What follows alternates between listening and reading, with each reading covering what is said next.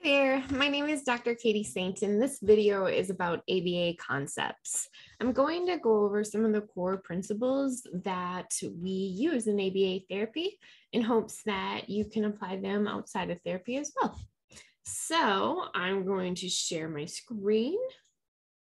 Here we go. All right. So there are principles in ABA that we are following that are backed by research that goes back 50 years or more. So the research is so consistent that we call these things lawful, meaning there's enough research that we can predict outcomes if these variables are in play. So the first one is reinforcement. So if you watched my previous video, it was on patterns of reinforcement and punishment.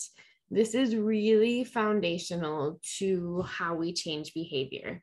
If somebody likes what happens after they do something, they'll keep doing it.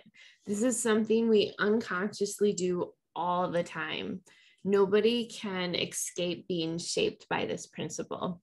So if a person doesn't like it, then it is not reinforcement. So if we're giving someone a sticker and they don't like stickers, it's not reinforcement, even if we intended it to be. Or if we praise someone and they don't like compliments, it's not reinforcement. So keep in mind, positive reinforcement is when we add something to the environment. So if I give you a compliment, if I give you a toy, things like that, I'm adding something. Negative reinforcement can be thought of as subtraction. So if I take away something that you don't like, then that's negative reinforcement. So if I do your laundry for you, or different chores that you don't like, that would be negative reinforcement. So those are some of the principles that we look for patterns on to shape. If we can increase the reinforcement around a certain behavior, the behavior will increase. So next, I want to look at differential reinforcement. So this word refers to when we reinforce a specific behavior and then we stop reinforcing another behavior. So typically this applies to problem behavior. Say your child hits and kicks and screams, and we want them to talk instead. So what we would try and do then is reinforce when they're talking. If they attempt to ask for something or use their words to communicate their needs, we're going to reinforce that. We're going to say yes. And then if they hit, kick, scream, we're going to make that ineffective. So we're not going to give them what they want if they use violence to get it. So there's different types of differential reinforcement. DRA is what I just described, and that refers to reinforcing an alternative behavior. So we're going to pick that other behavior that we're going to reinforce, and then we're not reinforcing the problem behavior. DRI is a more specific type of DRA. The I stands for incompatible. So this is where we're targeting something that they can't do at the same time as a problem behavior. A really common example of this is when it's used in schools and you reinforce them sitting in their seat rather than them running around the classroom, because you can't sit in your seat and run around the classroom at the same time. So this one is really helpful if you have self-harm or different things like that, where if we can target a behavior that they physically can't do the problem behavior at the same time, that's really going to help compete so that they're not doing the problem behavior, rather they're doing this positive behavior instead. Next is DRL. So that refers to low rates of behavior. So this is when we want to reduce something but not completely eliminate it. So an example of this could be if we want a child to reduce their stimming. Say their stimming is so frequent that it's getting in the way of learning. And so they're not having conversations or they're not attending in school. So we would want to reduce that stimming and teach them this is the time and a place where that's appropriate and okay for you to do. But in this setting, it's not. So then we would reinforce them reducing it in the area where they're not supposed to, but then we would reinforce when they're doing it in the area that they are supposed to. So then next is reinforcing high rates of behavior. So now this is when we want to see something increase. We want to see the frequency happen way more often.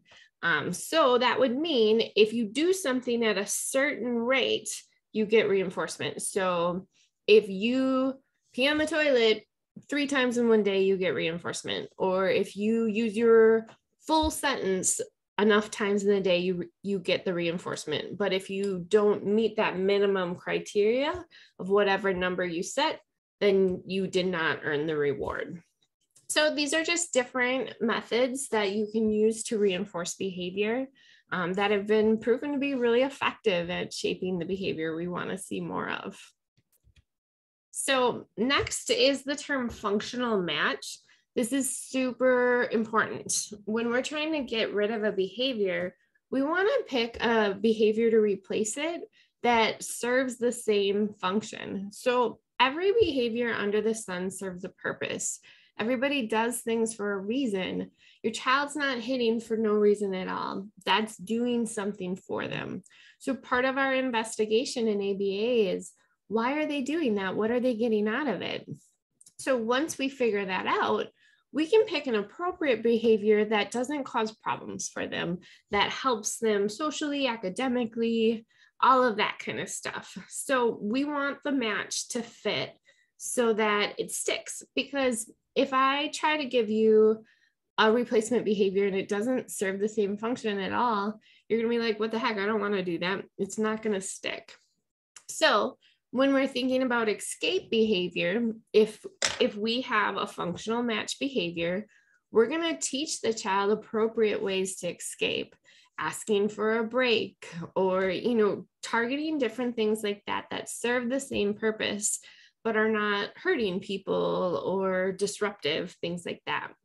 If the problem behavior's function is to get what they want, sometimes we call that the tangible function, then we're going to teach them how to ask for things or how to earn what they want. We're going to give them strategies to get what they want in an appropriate way, rather than them using problem behaviors to get what they want. Attention is one of the other functions. And if we have a child who's having inappropriate attention-seeking behavior, again, we're going to teach them different ways to get attention. So for example, one of my clients used to be really disrespectful to his parents when he wanted their attention. He would call them goofy names. He would sometimes pour chips on them. And he wasn't angry. He wasn't upset. This was just a skill deficit. He understood that when I do these things, I get a reaction out of them. And what I really want is interaction, but I don't really know how to have a conversation, or I don't know how to ask, like, will you play a game with me? So this is what he would do to interact with them. So during therapy, then we would set up scenarios where we would train him how to get attention from his parents, and we would set up trials where he could practice it. And so over time, then he quit pouring chips on their head, and he quit calling them names randomly that were really inappropriate, because now he had a different way that he could ask for that attention that was working for him. But if we were to target that attention-seeking behavior alternative and it always got denied, then that behavior wouldn't stick. It would go away. So say we taught him, like, if you want attention, go ask your parents to play a game. And every time he asked them to play a game, they said no, that behavior would go away, because essentially you're putting it on extinction. So if you want the alternative behavior to stick, you have to reinforce it, which means we have to brainstorm about a really good one that functionally will work in your life, that you can say yes to, things like that. So then the last one is automatic reinforcement. So this one can be hard. Sometimes our kiddos will do sensory things that hurt themselves. And so we don't want them to hurt themselves. So we need to pick a replacement behavior that serves the same function. And this can be hard. So for example, I had one girl who hit her chin all the time, and she was doing it so frequently that like her chin had like broke open and had blood and all of that kind of stuff. So we wanted to replace it with something that wouldn't hurt her. So we tried to pick some things with her hands to give her something to do with her hands. But it didn't serve the same function. She like would tolerate it. She didn't mind the replacement, but she still had that need. She was seeking pressure in her chin. So it wasn't until we found a replacement behavior to give her that same pressure in her chin that we were able to reduce the behavior.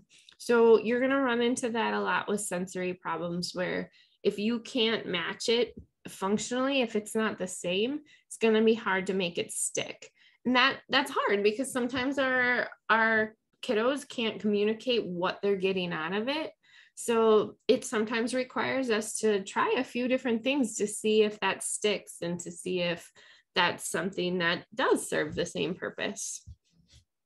But once we get it right, changing the behavior goes a lot quicker. So next is extinction and extinction burst. So what extinction refers to is when we stop reinforcing a problem behavior. So this is really important when we're thinking about problem behaviors, right? Everybody does something for a reason. So when a child kicks, screams, yells, pulls hair, whatever, they're getting something out of it. So we want to figure out what they're getting out of it and then make that stop, make it not effective, and then make the alternative behavior effective. So a lot of times what that looks like is a child will scream to get their way. And then people have learned, well, if I give him what he wants, he stops screaming. And so that's reinforcing to the parent because he stopped screaming. And it's reinforcing to the kid because he got what he wanted. So if we're going to use extinction in that example, if he's screaming to get what he wants, we're not going to give it to him. But we are going to tell him, if you use your words and ask nicely, I'll say yes. So we're giving him that alternative instead. There's something called the extinction burst.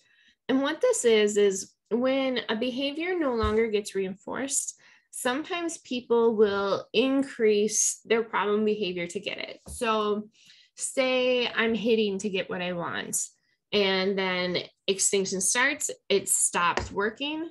So now I'm going to hit harder. I'm maybe going to break things.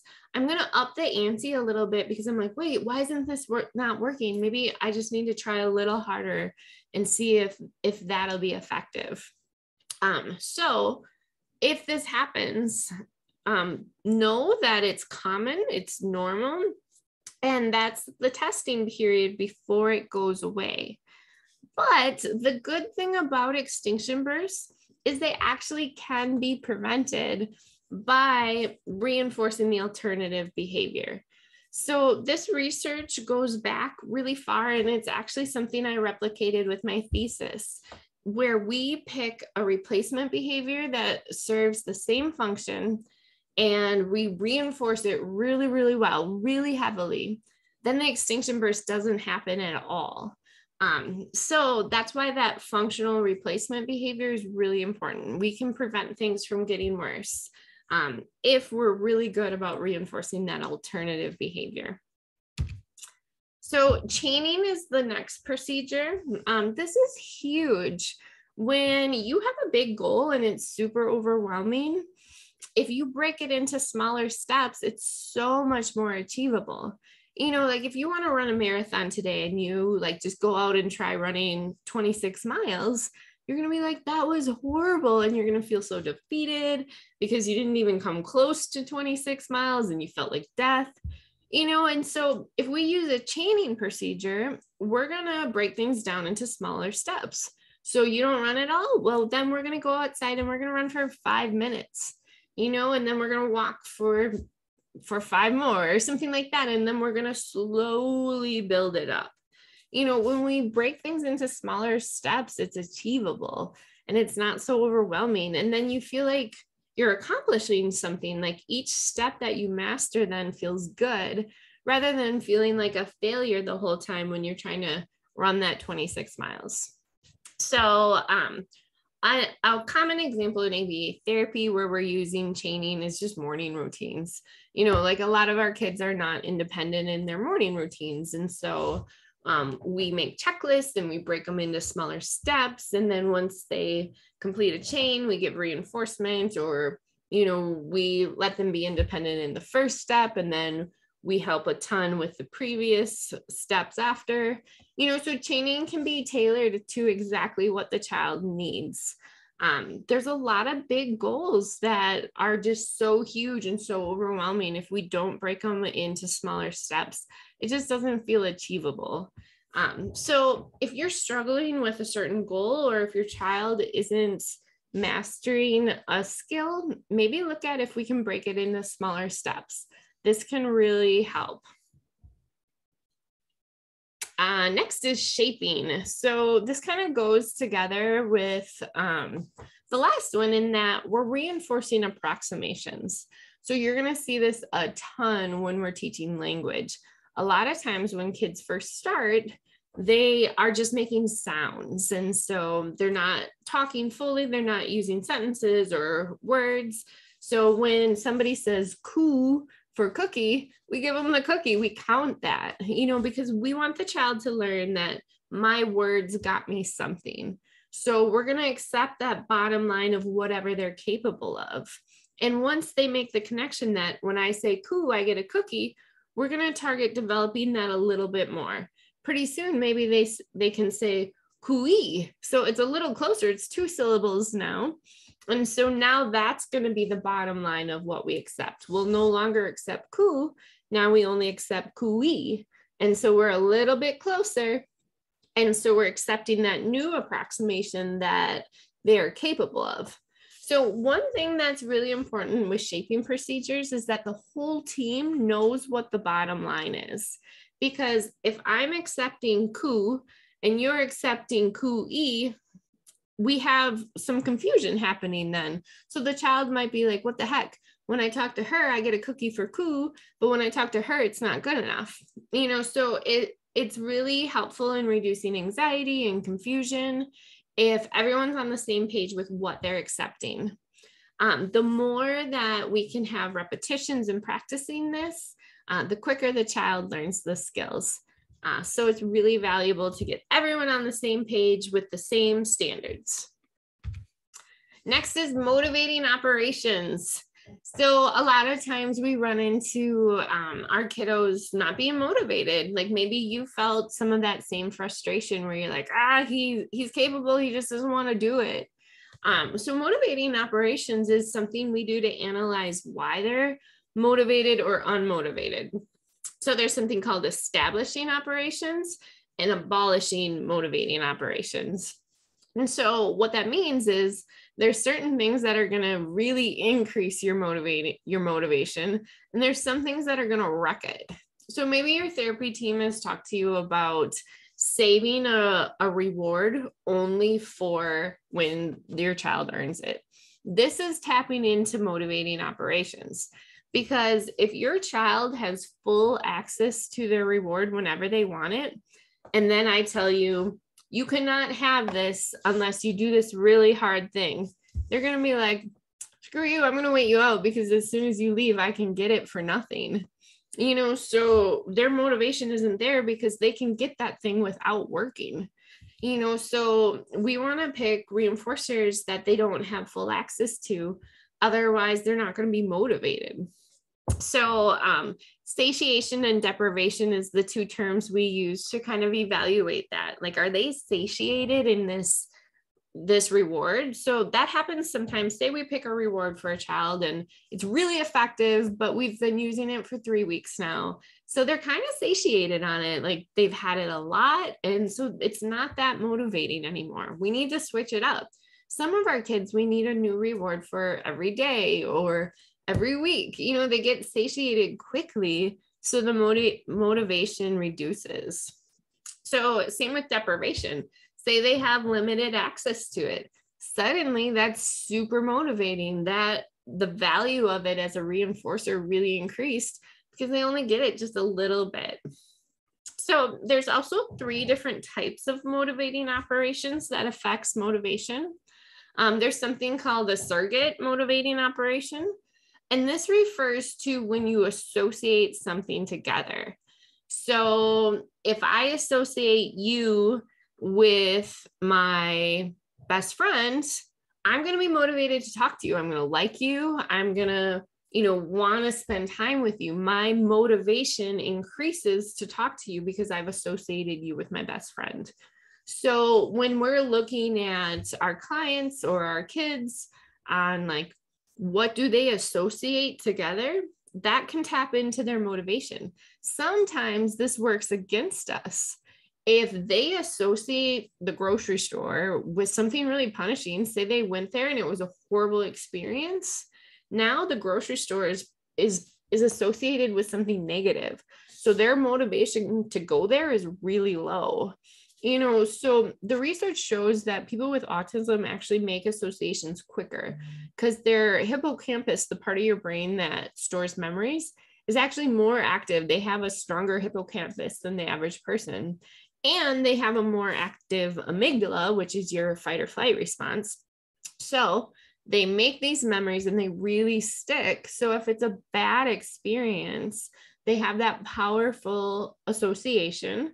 So they're going to have a high motivation to avoid, so if we can kind of figure out where their fear is coming from, what they've associated, that's going to help us know what to target in order for them to be a little more motivated to go. Or it can kind of teach us on like, okay, this was a really bad experience. We need to start pairing the grocery store with reinforcement because the last time they went there, it was not reinforcing at all. So we need to find a way to compensate for that. Next is reflexive MOs. So this is referring to when you're motivated to do something because you think something bad is going to happen. So if you believe going to a group of people is going to get you rejected, you're going to be pretty motivated to not go. So anytime we predict that something bad is going to happen, the reflexive MO kicks in for you to escape.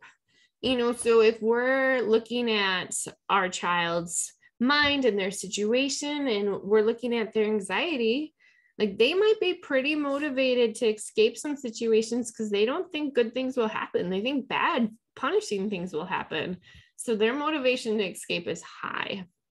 So that's important to analyze. Next is transitive MO. So this refers to being motivated to have something because of the context. So an example of this is I only use chopsticks when I eat sushi. So from a motivating operations standpoint, sushi is a transitive MO for chopsticks, right? I don't use them any other time. So sometimes that's the case with our kiddos. They are motivated by something because suddenly they need it. We aren't motivated to put on our winter boots until it snows or, different things like that. So when we start looking at all the variables in motivation, this can really help us because so often our kiddos aren't motivated. But if we can analyze this stuff and figure out why, we can change that motivation. All right, next is response effort. So if you can just picture in your head a scale, we all unconsciously calculate this. On one side of the scale is response effort. How much work am I going to have to do? On the other side of the scale is reward. What do I get out of it? So we unconsciously do the math if it's worth it. If it's too much work and not enough reward, we don't do it. And so this is really important for us to remember when we're working with our kiddos. Like if we're asking them to do something that is just tremendously difficult and we're like, here's a sticker, you're gonna be like, no, thank you. Like, that's not enough. So we really want to analyze like how we can compensate or break it into smaller steps, or like, what do we need to do to make the response effort lower? Because we don't want this to be a bad experience for our kiddos. Like, we want to help them get through this. We don't want the response effort to be too high. So it's important we evaluate, like, how's this scale working out? Is the response effort way too high? If so, we need to look at how we can compensate for that. All right, that was the last principle. So I'm going to stop sharing my screen. Okay, So I hope that you found the learning about these principles helpful, and brainstorm with your team about how you can apply them more, or like different ways you can apply it outside of therapy. When these principles are applied across the board, you're going to see a ton more progress. So thanks so much for listening, and please reach out if you ever have any questions.